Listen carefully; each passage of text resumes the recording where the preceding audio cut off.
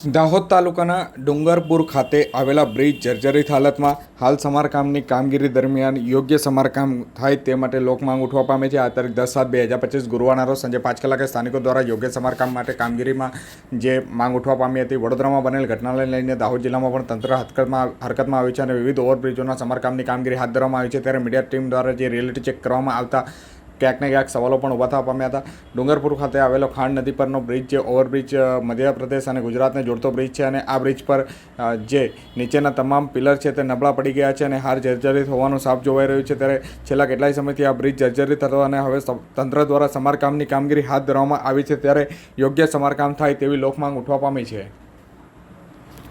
હા બોલ કઈ જાય તું સ્કૂલ પર અને આ જે બ્રિજ ને લઈને શું કહેશો?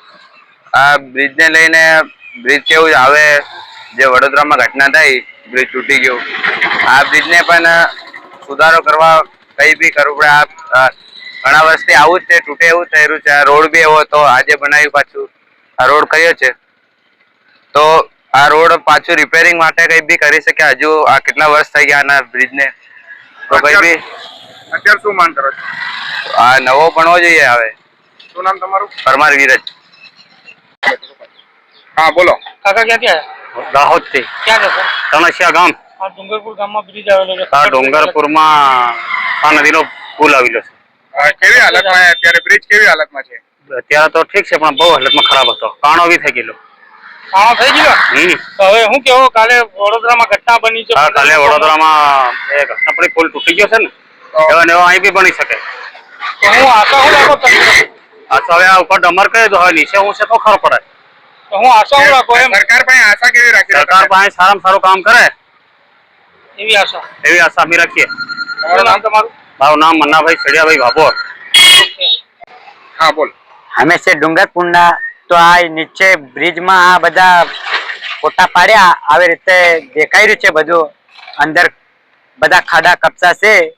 આ કેટલા વર્ષો થઈ ગયા છે। કાલે વડોદરામાં બ્રિજ પડી ગયો છે એ રીતે આ ઘટના બની જાય તો આપણે શું કરીશું? એના માટે આનો નિકાલ કરો જલ્દી અમારે સરકારની વિનંતી છે। નામ તારું? મારું નામ છે कांति मीनामा। बोलिए।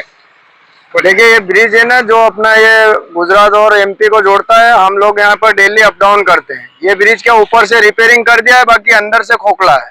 और ये जो बड़ोदरा में घटना हुई है ऐसी घटना यहाँ पर ना हो। हम सरकार से यही उम्मीद करते हैं कि इसको जल्दी से जल्दी रिपेयरिंग करें। कितने टाइम से ये ब्रिज ऐसा ही है? ये ब्रिज 2-3 साल से ऐसा है।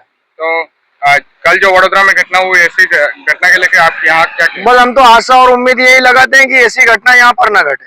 आप कितने टाइम से यहाँ पे आ रहे हो? यहाँ पे हमारा तो बहुत लॉन्ग टाइम से आना जाना है। ये क्या कि ये मेन रोड है गुजरात और एमपी का। आपका नाम? राकेश कुमार मेढ़ा।